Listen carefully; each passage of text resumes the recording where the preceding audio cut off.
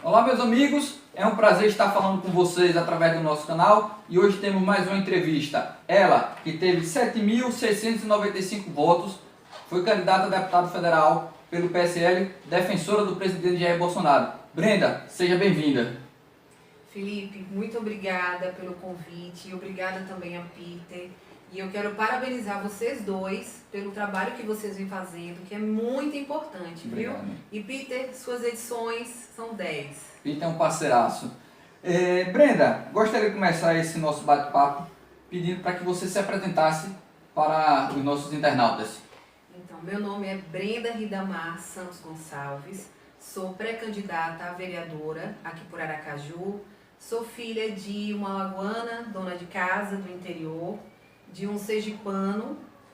Meu pai já é falecido, ele era auditor fiscal da Receita Federal, é um ex-combatente da Segunda Guerra Mundial.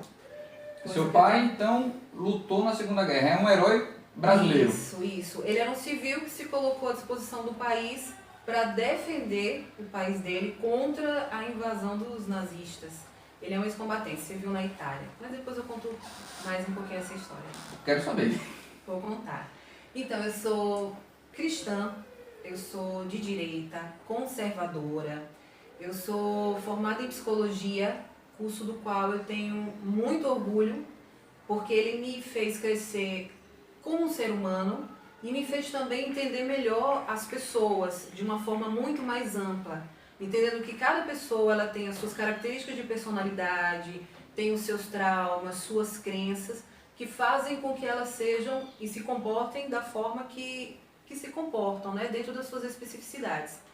Eu sou especializada em terapia cognitivo-comportamental, sou pós-graduada em psicologia jurídica e do trânsito, área na qual eu atuo recentemente. Maravilha. O que levou você a entrar na política? Felipe, o que me fez entrar na política, na verdade, acho que foi uma busca por representatividade. Naquelas eleições de 2014, né, entre Aécio e Dilma, a gente via que assim, qualquer um dos dois que ganhasse seria péssimo para o Brasil. Eles tentavam polarizar uma coisa que não existia. Eram farinhas no mesmo saco, na verdade, esquerdistas, corruptos, tentando mostrar que eram adversários. Mas, na verdade, era a esquerda só se revezando no poder. Então, a partir dali, eu comecei a procurar outras pessoas. Quem será que podia representar o Brasil? Quem poderia me representar? E aí foi quando eu encontrei a figura de Jair Bolsonaro, na época era deputado federal. A mídia batia muito nele por causa da forma como ele falava, das entrevistas que ele dava, né? Aquela polêmica do presídio de Pedrinhas e aquela briga com a Maria do Rosário. Mas apesar da forma que ele falava, assim, e era incomum realmente para um político, é verdade, ele dizia mesmo, e xingava mesmo, mas o que ele dizia tinha razão de ser e corroborava com o que eu acreditava.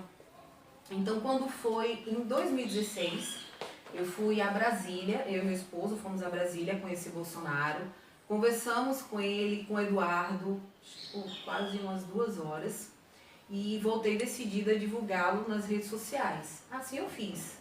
Até que final de 2017 para 2018, eu encontrei um grupo da direita, me uni a esse grupo.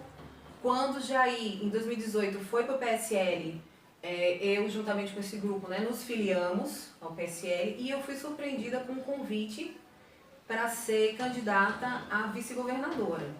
No início eu não aceitei, eu disse não, porque eu nunca tinha pensado em entrar para a política, né? Eu queria trabalhar nos bastidores, ajudar divulgando o nome de Jair, mas nos bastidores. Nunca tinha pensado em me colocar à frente, né?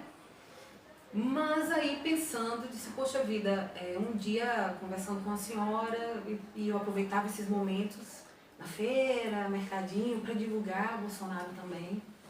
Eu disse, poxa, eu perguntei, em quem a senhora vai votar para presidente? Ela não fazia a menor ideia. Eu disse, poxa vida, uma senhora que está aqui na feira todo dia, chega em casa, ainda tem que trabalhar, acorda de madrugada, volta. Ela não tem tempo para isso, ela está focada no trabalho e na família. Então, aquelas pessoas que têm mais possibilidades elas têm que se colocar. E já que eu voltei determinada a divulgar o nome do presidente, era uma oportunidade. E aí, aceitei o desafio, só que nessa caminhada nós tivemos alguns problemas no partido, como já foi divulgado, muita gente sabe.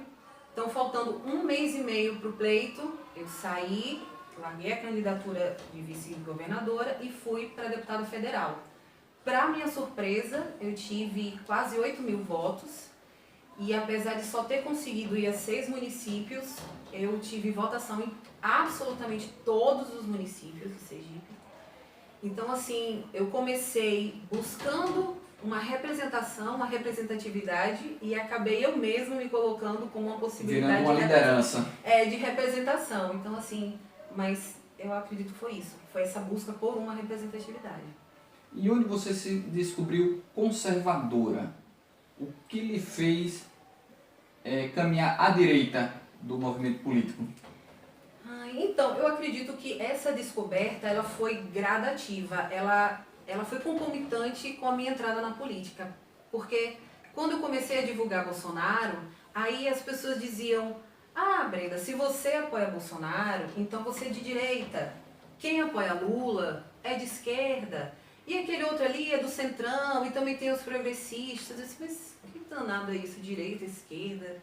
E comecei a pesquisar, comecei a estudar a respeito, e aí eu disse, então quer dizer que quem defende a família, é contra o aborto, é a favor das regras, defende hierarquia, respeita as hierarquias, então é de direita. Agora entendi. Então isso foi uma construção, eu fui me descobrindo de direita e conservadora justamente por me encaixar nesses valores. Você disse que procurou grupos, tudo, então você tem conhecimento de quem realmente fez parte do projeto do presidente Bolsonaro em Sergipe. Você poderia falar pra gente quem realmente iniciou esse projeto? Então, quando eu comecei, né, eu, além de mim, de André Lucas, Peter Costa, Egnaldo Júnior, Valdir, tinha o Flávio, Marcos, tinha o Casemiro, das mulheres tinha Aline Souza, Jáfia, Simoni, tinham algumas outras pessoas que eu também, o grupo era pequeno, eu não lembro o nome de todas as pessoas, tinha o Tarantella também, né? Era um grupo pequeno, mas assim, eu sei que tinha mais algumas pessoas, mas basicamente essas eram as que estavam à frente, defendendo a bandeira de Jair quando ainda era muito difícil declarar o apoio, né? As pessoas tinham medo, porque quando diziam que eu apoio o Bolsonaro, então o pessoal ficava, você é nazista, você é homofóbico também, como é que pode, isso é brincadeira. Eu mesma fui muito atacada, porque eu era uma mulher defendendo Bolsonaro e ainda psicóloga, né? Muitos psicólogos da minha classe, assim, sua maioria de esquerda, então, nossa, eu fui muito atacada nessa época. Mas mesmo assim não deixei de defender a bandeira, não. É isso que eu ia falar. Defendi Bolsonaro com unhas e dentes. E ainda defende. Até hoje.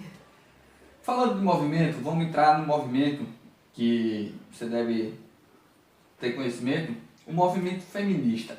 Você fez ou faz parte de algum movimento, em algum momento da sua vida, você defendeu o feminismo? Felipe, o movimento feminista, ele muito mais denigre a imagem da mulher do que defende os direitos, exalta. No começo, o movimento feminista, ele lutava pelo direito do voto, né, pelo sufrágio, pelo direito de igualdade salarial, mas ao longo do processo, ele foi incorporando ideias marxistas. Então, a gente tem, por exemplo, o eu contra o outro. Assim como, para Marx, o patrão ele é o opressor do seu empregado, do seu funcionário, a família também oprimia a mulher, né? O marido era o opressor da mulher. Bom, se a mulher não quer casar, ela não quer ter filhos, é um direito dela. Aquela que quer ser dona de casa também tem o seu direito. O que não pode é levantar uma bandeira e dizer, olha, a mulher não deve fazer isso. Ela não deve casar, ela não deve ter filho porque a família é opressora. Então, levantar essa bandeira é que é errado. Além disso, o movimento feminista também incorporou a bandeira do aborto.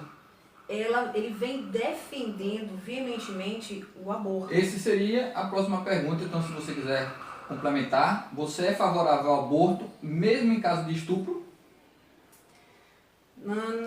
Não sou favorável ao aborto, sou contra, mesmo em caso de estupro, mas a gente tem que pensar o seguinte, esse é um tema muito complexo, e qualquer lado que se escolha defender, nós vamos ter danos.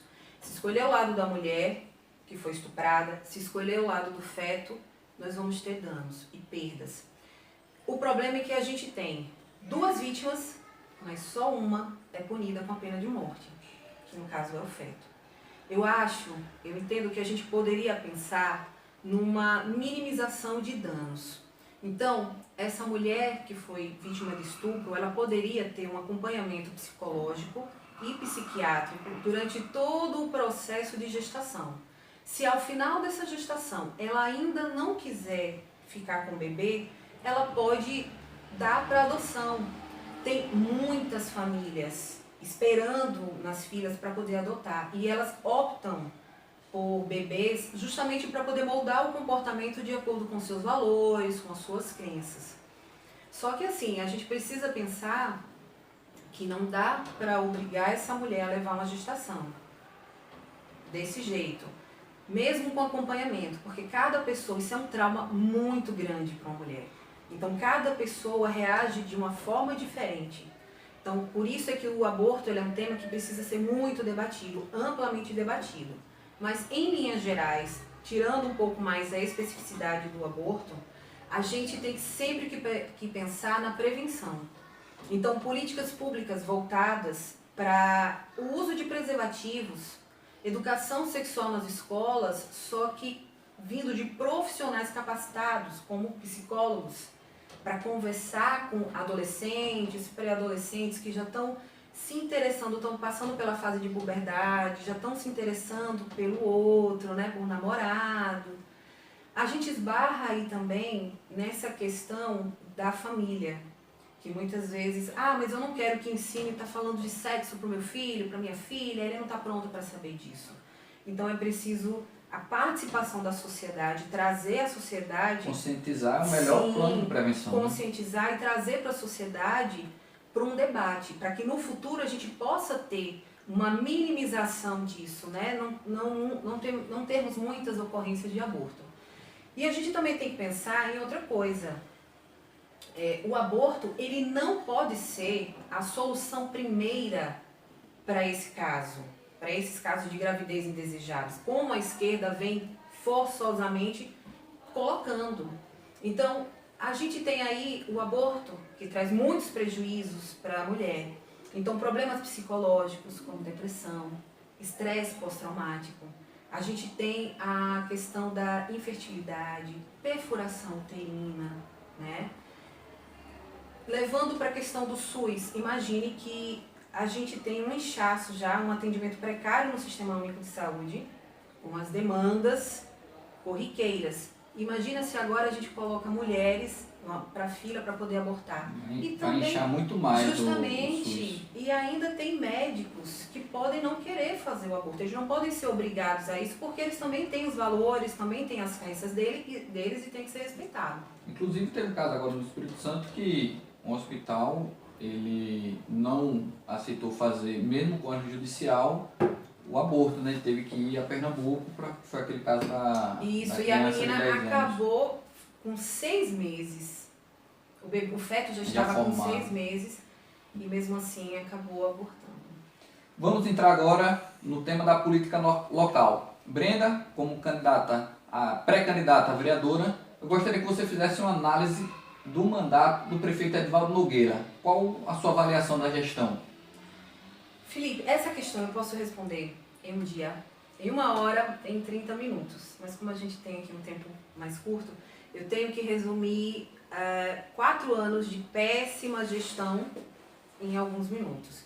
Eu vou separar 3 pontos que eu acho que assim, são os que estão mais evidentes. Primeiro, a questão das obras que ele vem fazendo, né, de recapeamento. É importante lembrar que esse dinheiro, só para informar para o aracajuano, que esse dinheiro não vem de arrecadação municipal, e sim da esfera federal. Segundo, ele está fazendo obra para inglês ver, porque ele está recapeando as principais vias, mas quando você vai adentrando os bairros, né, as ruas dos bairros, você vê que tem muitas ruas em péssimo estado, que não estão asfaltadas, cheias de lama, com fossa escorrendo pela calçada, as pessoas reclamando. Eu tive em vários lugares, eu tive lá na Soledade, eu tive na Ponta da Asa, na Cidade Nova e ainda na Atalaia, não é só Zona Norte não, na Zona Sul também. Na Atalaia, se você for lá, você encontra ruas que estão em péssimo estado, não estão asfaltadas e as pessoas reclamando o tempo todo. Então, ele vem fazendo obra para inglês ver e ele também poderia, ao longo desses 4 anos, ter feito essas obras, mas ele deixou justamente para fazer isso em ano eleitoral. Para que o aracajuano diga, oh, o prefeito... Coincidência, né? Que coincidência, meu Deus, o prefeito está fazendo a obra. A gente já conhece, na verdade, essa estratégia, né? Ela já é bem manjada. Eles seguram e vão fazer a obra no ano eleitoral para obrigar o eleitor a ver, olha, ele está fazendo, certo? Além disso, a gente tem a questão do Hospital de Lona, que foi construído de forma precária, inadequada. Se gastou 3 milhões para construir esse Hospital de Lona. As pessoas, era muito quente, não tinha respirador suficiente, leitos de UTI, faltava energia. Esse hospital de Lona aqui, Breno, se referia ao hospital de campanha que foi montado no campo do Sergipe para atender os enfermos da Covid-19. Então, com relação a isso, por favor, Breno, só para pontuar. Então, assim, ele gastou 3 milhões para construir esse Hospital de Lona e ainda 3 milhões para divulgar o feito, aliás, para divulgar o mal feito, certo? Enquanto isso, as pessoas nos bairros da periferia não tinham como trabalhar, estavam passando necessidade, com dificuldade, e ele gastando 3 milhões para divulgar o feito dele. Isso é de uma falta de sensibilidade e de respeito com o povo aracajuano, sabe, enorme. Então, o Hospital de Lona já foi desmontado, não temos legado nenhum, não sobrou respiradores que inclusive foram doados pelo governo federal, não temos leito de UTI, continuamos no mesmo caos, na mesma situação de sempre, mas com 6 milhões aí gastos para nada. Aproveitando a situação da pandemia, que o prefeito fez esse Hospital de Lona que está sendo investigado, nós temos também a questão que o prefeito recorreu da decisão judicial do IPTU, que foi uma surpresa. Um absurdo.